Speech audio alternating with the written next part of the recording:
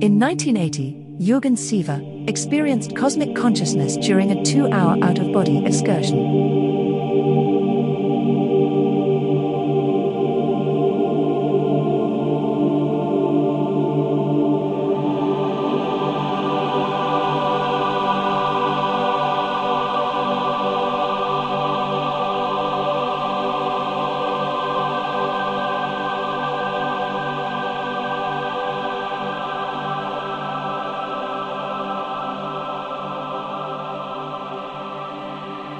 The presence near me reassured me that I was safe, but that I was embarking on a new dimension altogether for which there was no precedence. The sound I heard was like the Om. I had used it in the past while out of my body, and now I realized why it had always had such a powerful effect. But this was far, far more. It was the sound itself making the sound, which was itself. What happened next was to challenge my human comprehension to its limits. This was unknown territory. I relied on the presence, which was not human, yet like an old friend, a mother and father combined, to guide me. It was an incredibly intimate experience, and I knew it in my soul. I felt trust, absolute and unconditional, so much so that I offered myself in total surrender to the presence. The world around me faded. The sound transmuted into the breaking surf of ocean waves. It was born. I stood on the shores of a vast and glorious ocean. Real ocean waves are made of atoms and light. This ocean was just pure light in essence, as was the sandy beach. The waves came rolling in towards me as gigantic mountains of crashing light, overwhelming me completely. But to put it like this is to do a tremendous injustice, because words cannot describe the transformation that took place inside me as these energies burst into creation and into life, submerging and dissolving me in the process. But these are the limits of my words, and you, the reader, will have to search deep within yourself to perhaps recall the distant memory when you too bathed in the water of life before you were born into earthly existence. There was no fear, because there was only light, and the waves that rolled towards me, crashing through me, lifting me into an unknown ecstasy. There was no letting up. Wave after wave rolled over me, and when I thought I could stand no more, a greater joy swallowed me up and carried me with it into lands of bliss. But as I said, this was not a place for words. Words belonged to a far lower level of consciousness than even thought, and I had left thoughts long behind in a universe that appeared now like a dense darkness of ignorance compared to this. Thoughts are simply of a nature too gross, I realized, too coarse to touch the fabric of the matter tearing and hammering at my soul. There were universes upon universes, each one created by a crashing wave, each one ripped away and destroyed by the next. There was no repetition of universes. Everything was new at every moment. I then realized that everything that had happened was a process of purification of cosmic proportions. When the tide ebbed away, there was immense peace. Nothing stirred. Nothing interrupted it. Until now, I had always been aware in my life of potentiality. This was potential, realized to perfection. But there was far, far more. All stress, need and want had gone. Everything I had strived for had found fulfillment, and whatever I wanted lay there before me in its absolute essence, in total stillness and emptiness combined. But again, of course, the word emptiness is wrong. I had ceased to be. This was unformed, an unmanifested thrill. Until now, I had been bathed in something which could be understood as the cradle or essence of love. But this was far beyond that. It was a super dimension of choiceless love, which was as clear as crystal. All remotely human feelings had been stripped from it and replenished with utter purity. It was pure intelligence, pure consciousness. It was reality in essence. I knew everything because I was everything.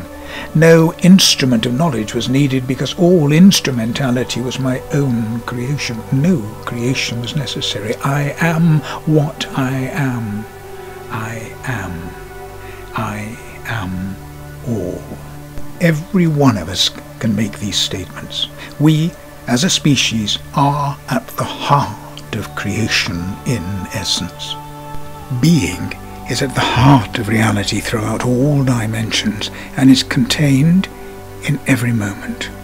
It's here in its essence to be recalled at a moment's notice, no matter where we are, because it is the very blood in our veins.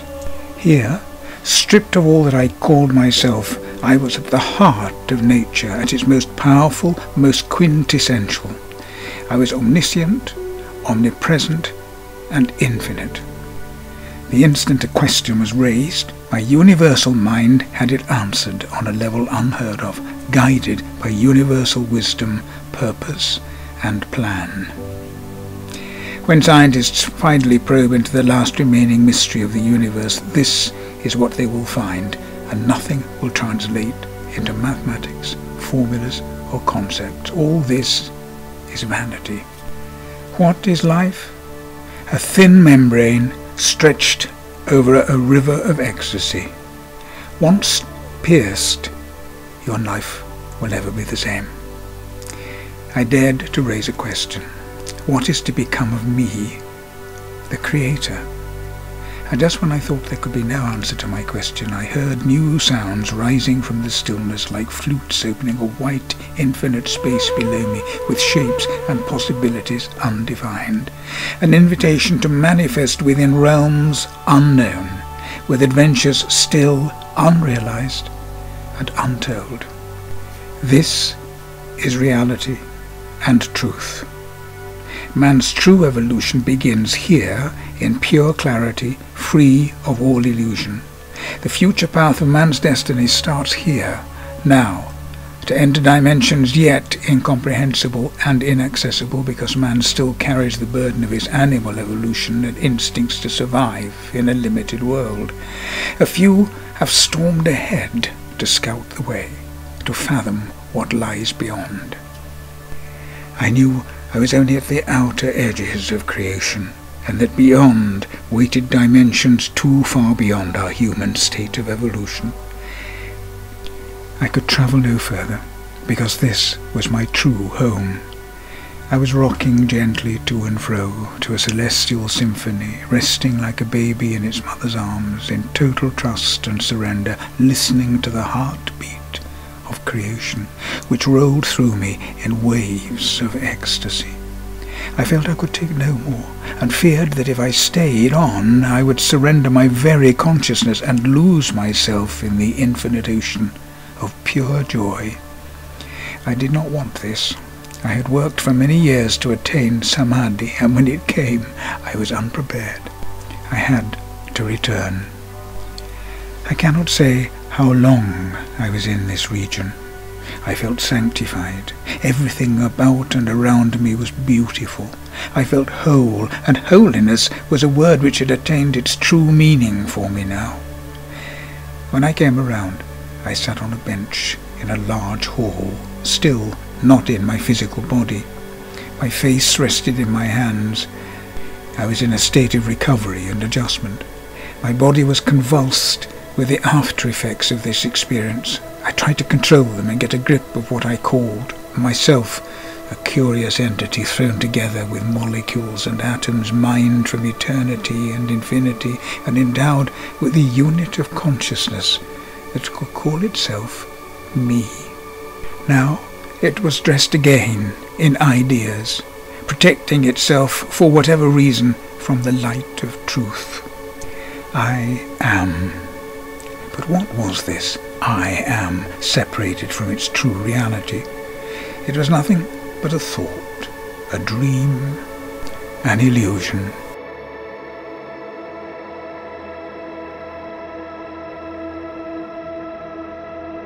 I knew it was time to go back to my own familiar territory.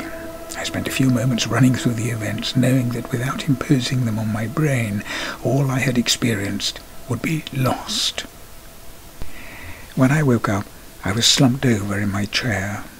I ran once again through the events without moving a muscle.